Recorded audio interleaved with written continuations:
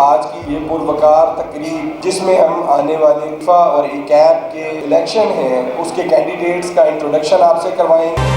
जी बिल्कुल, जो 14 सितंबर और 16 सितंबर को एकैब के और फीफा के इलेक्शन होने जा रहे हैं, उस हवाले से इजलास था। राना तारक महमूद साहब सीनियर वाइस चेयरमैन है फीफा के, वो मेरे साथ मौजूद हैं। राना साहब, सबसे पहले आपको मुबारकबाद, आपके 2 साल का टेन्योर बड़ा जबरदस्त रहा। आपने फीफा को भी देखा और एकैब को भी देखा। आज का जो इजलास था, इस हवाले से आप क्या कहते हैं? बहुत शुक्रिया आपका। As a senior vice chairman FIFA जो है वो मेरी जिम्मेदारी इंशाल्लाह ताला खत्म हो जाएंगी सितंबर में, और एज ए कैब जो है मैं इसी इलेक्शन लड़ रहा हूँ दोस्तों के कहने पे।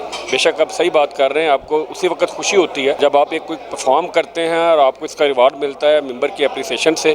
अल्हम्दुलिल्लाह बहुत इज्जत दी है मेंबर्स ने, और हमारा पूरा पैनल जो है हमेशा जीतता आया अल्हम्दुलिल्लाह। और इसकी खूबसूरती यही है कि इसमें सीनियर और जूनियर का कम्बिनेशन होता है, गुलदस्ता होता है। सारा हमारा जो थिंक टैंक है वो हमें सपोर्ट करता है, और उसी हवाले से हम एक टीम के तौर पर काम करते हैं। एक कैब में कामयाबी की सबसे बड़ी वजह यह थी कि कराची से मुझे शुजात भाई ने बहुत ज़्यादा बैकअप किया, ज़ारुल्लाह कमर साहब ने किया, ताहर भाई ने यहाँ लाहौर से मुझे इंटरिम कमेटी में जो है बैकअप किया। कैब बिल्कुल जो है इस वक्त डूब चुकी हुई थी, लेकिन हम सब की मेहनत से, इंटरिम कमेटी की मेहनत से और अल्हम्दुलिल्लाह मेंबर की सपोर्ट से अब वो इस जगह पे खड़ी है कि 16 साल के बाद इसका इलेक्शन होने जा रहा है।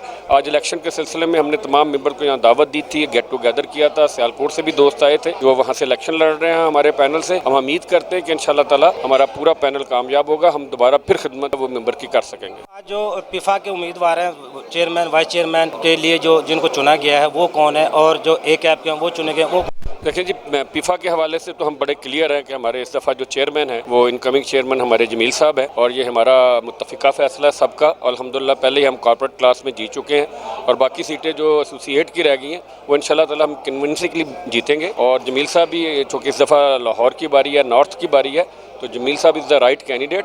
जहाँ तक अकैब की बात है, वो जैसे ही हमारी बॉडी कंप्लीट होगी, पहले कराची में हमारा पूरा ग्रुप जो है वो अनअपोज जीत चुका हुआ है। ये 16 के रिज़ल्ट के बाद इंशाल्लाह ताला जो ग्रुप फैसला करेगा वही चेयरमैन और सीनियर वाइस चेयरमैन का फैसला बाद में होगा।